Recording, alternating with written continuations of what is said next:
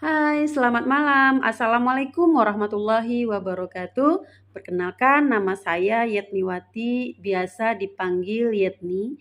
Saya mahasiswa kelas 12B di kampus Kansa, yang mana kampus tersebut mengajarkan seluruh mahasiswanya untuk berani berbicara di depan umum dan punya rasa percaya diri yang dalam.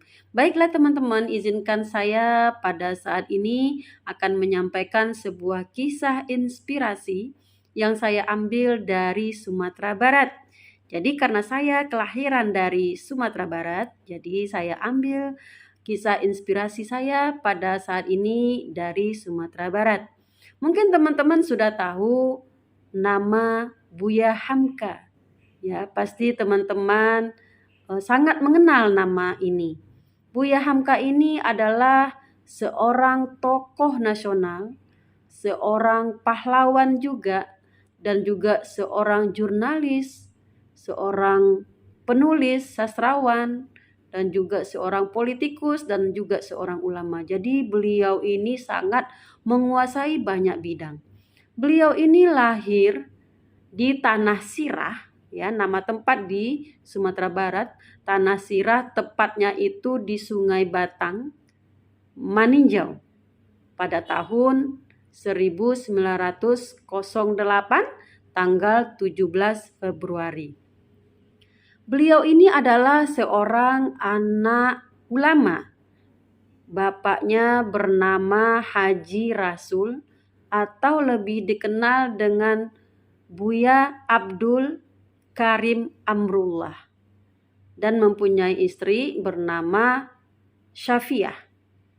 Jadi Buya Hamka ini adalah anak pertama dari 4 bersaudara, ya, dari istrinya yang bernama Syafiah. Sebelumnya bapak dari Buya Hamka ini sudah mempunyai istri, tapi meninggal karena sakit. Jadi Siti Syafiah ini adalah adik dari istri Haji Rasul yang pertama. Jadi Buya Hamka ini, karena beliau seorang anak ulama, jadi ayahnya ini ingin anaknya ini menjadi juga seorang ulama. Nah, Buya Hamka waktu kecilnya itu dia hanya ikut sekolah formal itu sampai kelas 3 SD. Kalau zaman dulu itu sekolahnya namanya sekolah desa. Ya, tapi waktu zaman saya itu sudah berubah menjadi sekolah dasar. Nah, di situ Buya Hamka hanya mengikuti pelajaran sekolah itu hanya 3 tahun saja sampai kelas 3 SD. Nah, Buya Hamka ini waktu kecilnya itu termasuk anak yang bandel, ya, yang degil lah kalau bahasa kita sekarang. Kenapa beliau bandel? Karena waktu beliau kecil itu ayah dan ibunya itu sudah bercerai. Jadi dengan perceraian kedua orang tuanya dia merasa down, dia bandel, sekolahnya mungkin sering gak datang, kemudian suka mengganggu teman-temannya sehingga membuat resah orang yang di sekelilingnya. Nah, sementara ayahnya ini ingin Buya Hamka ini rajin sekolah, menuntut ilmu agama, dan ingin anaknya ini menjadi ulama besar. Tapi Buya Hamka merasa terkekang. Jadi dia keluar sekolah dari SD itu, dia pagi itu hanya mengikuti pelajaran agama, siang belajar bahasa Arab, malam ke surau. Jadi dengan begitu itu dia merasa bosan dan terkekang. Akhirnya dia berhenti sekolah dan ayahnya marah. Nah, dengan kemarahan ayahnya itu yang sangat besar kepada dia pergi ke sebuah danau. Di danau itu dia merenung.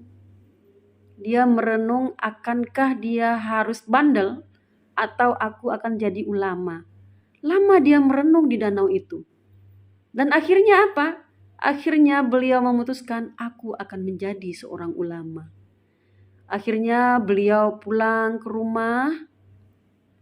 Nah, di situ ayahnya itu waktu itu pergi ke Padang Panjang. Di situ ayahnya berdakwah Sementara Buya Hamka ini dia tinggal bersama pamannya. Pamannya ini pun adalah seorang nelayan yang kerjanya mengail atau memancing ikan. Nah, pada saat itu pamannya inilah yang menjaga Buya Hamka itu. Diceritakan semua cerita-cerita sejarah Islam. Nah, akhirnya beliau terpengaruh ya dan suka dengan cerita-cerita tersebut. Akhirnya waktu umur 16 tahun Buya Hamka ini dia pergi merantau. Ya, karena dia tidak mau di bawah pengaruh nama ayahnya, dia pergi merantau. Setahun merantau dia balik lagi ke Padang Panjang. Nah, di Padang Panjang itu dia belajar lagi. Ya, belajar lagi. Kemudian karena dia waktu itu di Muhammadiyah, dia mengajar di sana tidak diterima karena tidak ada ijazah. Kemudian dengan bahasa Arabnya yang sedikit, akhirnya dia memutuskan untuk pergi ke Mekah. Di Mekah itu dia menggali ilmu, ya, menggali ilmu agama, menggali ilmu sejarah Islam. Akhirnya kembali lagi ke Indonesia. Di Indonesia, di Sumatera Barat, dia kembali lagi ingin mengajar. Nah, kemudian karena dia tidak ada ijazah sekolah formal, ya, yang akademis, dia tidak punya ijazah, tapi dia nggak diterima mengajar. Akhirnya beliau memutuskan untuk menjadi seorang jurnalis karena beliau memang suka di bidang itu. Akhirnya beliau menulis di sebuah majalah, ya, majalah. Kemudian beliau juga mengarang sebuah cerita yang mana waktu itu adalah ceritanya di bawah naungan Ka'bah. Kemudian ada juga cerita tenggelamnya kapal Van der Wijk. Dengan dua buah karya beliau tersebut, akhirnya nama beliau menjadi booming, menjadi terkenal. Nah, dengan terkenalnya Buya Hamka tersebut, akhirnya banyak orang-orang merasa simpati dan tertarik dengan cerita beliau. Akhirnya kemudian beliau menulis lagi, keluar lagi cerita dan kisah-kisah baru. Buya Hamka ini orangnya cerdas, ya. Dengan kecerdasannya dia menekuni semua bidang. Dia pandai berceramah, seorang ulama. Beliau juga bisa menulis. Beliau juga seorang politikus. Jadi, di samping sebagai jurnalis, wartawan, beliau juga seorang ulama yang sering berceramah dari tempat ke tempat yang lain sehingga nama beliau semakin naik. Kemudian beliau juga ikut menjadi politikus yang kalau tidak salah ya, waktu itu adalah Partai Masyumi. Beliau menjadi pemimpinnya di situ, tapi tidak lama, setahun kemudian dia tutup partai tersebut. Kemudian beliau mendirikan MUI, Majelis Ulama Indonesia, dan beliau juga lah orang pertama sebagai ketua MUI Indonesia. Kemudian beliau juga seorang politikus. Waktu itu beliau yang berani mengkritik pemerintahan Orde Lama sehingga Pak Soekarno waktu itu tidak menyukai beliau. Akhirnya beliau ditahan dan dipenjara. Tapi beliau tidak berhenti sampai di situ. Beliau selalu membuat karya-karya yang bagus, baik itu novel, baik itu cerpen, ataupun puisi.